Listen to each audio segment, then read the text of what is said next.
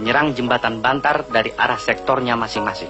Tugas Mayor Sarjono menyerang pos Belanda di sebelah selatan ini. Kompi Widodo menyerang pos Belanda di sebelah utara di sini. Overste Suhut di timur di sini. Siap. Mayor Sumual di daerah barat. Siapa?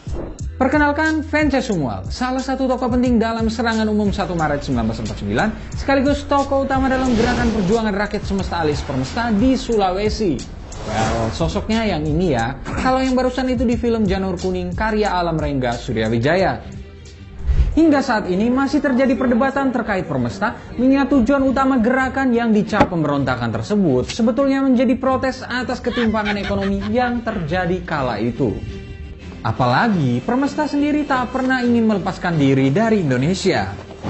Lalu seperti apa sejarah gerakan yang sama seperti PRRI juga ditumbangi oleh Amerika Serikat ini? Get your honey and let's get it started.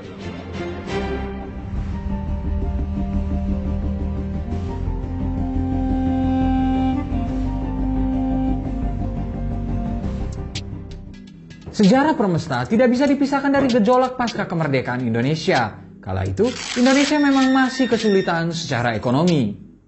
Daerah-daerah di luar Jawa memang masih tertinggal dari sisi pembangunan, sementara pada saat yang sama masih harus membayar sekitar 70% pendapatannya ke pemerintah pusat. Inilah yang menjadi salah satu alasan munculnya gejolak politik seperti dalam kasus permesta yang dimotori oleh Letnan Kolonel Herman Nicholas Vence Sumual.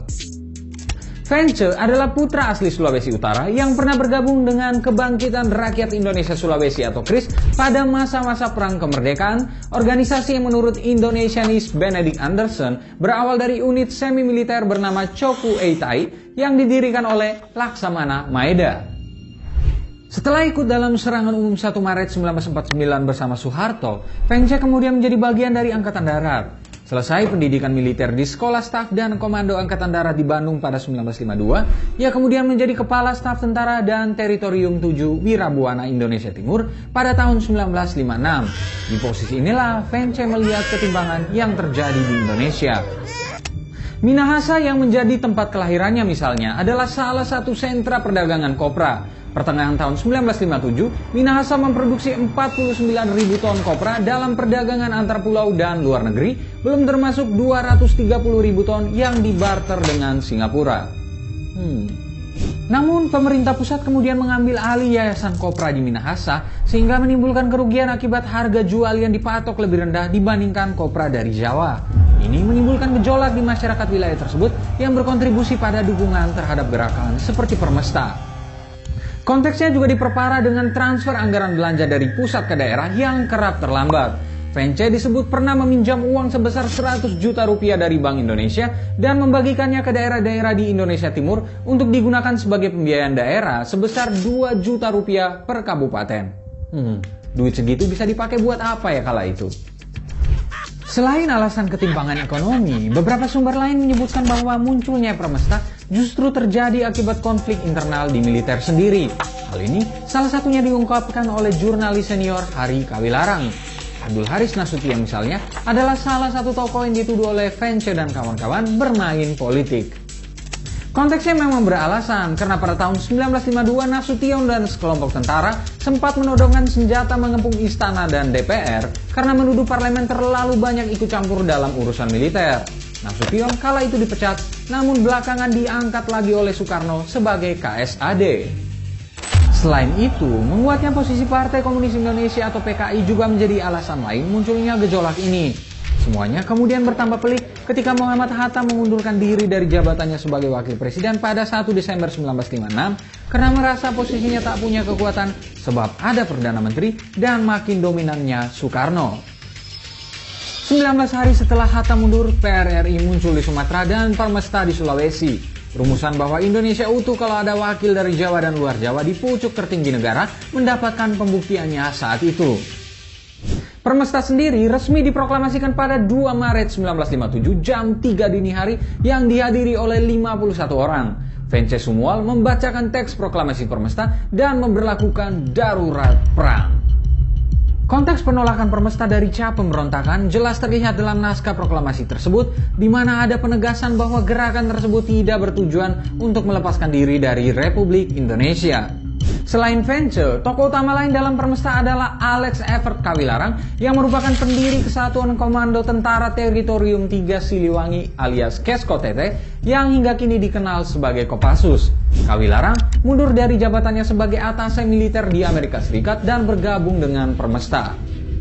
Tokoh utama lainnya adalah Jacob Frederick Jupp Barrow, seorang petinggi militer yang sempat menjadi atase militer di Beijing. Dia menduduki jabatan sebagai Wakil Perdana Menteri dan sekaligus sebagai Menteri Pembangunan PRRI.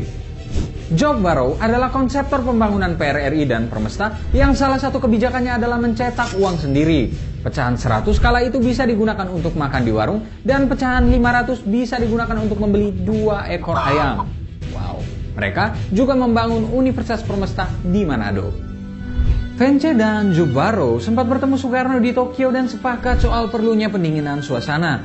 Namun, upaya tersebut gagal mencapai solusi yang dingin sebab Nasution sudah terlanjur mengebom Padang dan Manado, menyusul ultimatum yang dikeluarkan anggota Dewan Banteng di Sungai Dareh yang sempat disinggung di video sebelumnya.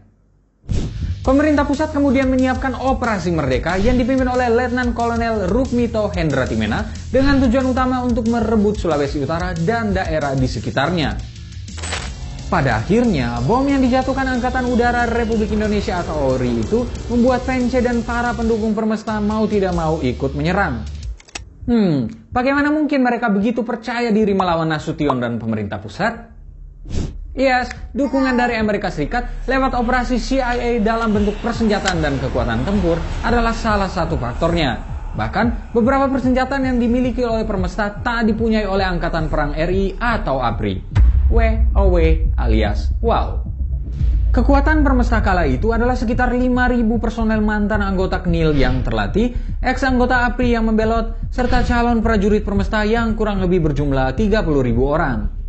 Yang paling menentukan, Permesta memiliki sejumlah pesawat tempur dalam pasukan udara yang bernama Angkatan Udara Revolusioner atau AUREF yang nyatanya jauh lebih kuat dari sisi persenjataan dibandingkan dengan Angkatan Udara RI. Di antaranya ada 19 pesawat pengebom dan juga penyerang B-26 Invader, 2 pesawat tempur pemburu P-51 Mustang, 2 pesawat transport Curtiss C-46 Commando, dan 2 pesawat Lockheed 12. Rencana Vance kala itu adalah langsung menyerang Jakarta. Menurutnya, mudah saja menjatuhkan Jakarta, yakni tinggal menguasai Bandara Kemayoran, kemudian mengebom kilang minyak di Tanjung Priuk. Pulau Jawa dipastikan akan lumpuh jika strategi itu berhasil. Sayangnya, rencana itu tak bisa dieksekusi ketika salah satu pesawat Permesta yang dipiloti agen CIA Alan Lawrence Pope berhasil ditembak jatuh. Alan ditangkap dan membuat AS menarik diri dari keterlibatannya di Permesta.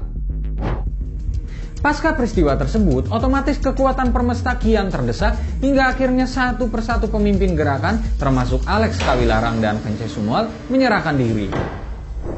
Walaupun dituduh memberontak, mereka akhirnya mendapatkan pengampunan dari Soekarno. Nasib berbeda dialami oleh Jupp Barrow yang tewas dalam tragedi ini. Sekalipun berakhir, Permesta menjadi tonggak penting terkait intervensi Amerika Serikat dalam politik di Indonesia. Ini juga menjadi bagian penting dari perjuangan pemerataan pembangunan nasional. Tak heran jika PRRI mendatangkan trauma bagi masyarakat Minang. Permesta justru menjadi kebanggaan tersendiri bagi banyak masyarakat di Sulawesi, terutama terkait intisari perjuangannya. Lalu bagaimana menurut kalian? Seperti apa sejarah Permesta ini harus dimaknai? Berikan pendapatmu. Terima kasih telah menyaksikan video ini. Jangan lupa untuk di rumah aja dan rajin cuci tangan kalian. Jika kalian punya masukan untuk konten-konten selanjutnya, jangan lupa untuk tinggalkan di kolom komentar di bawah ini. Jangan lupa juga untuk like, subscribe, dan nyalakan lonceng notifikasinya, serta ikuti terus pinterpolitik.com untuk dapatkan informasi seputar fenomena politik di Indonesia. Bye.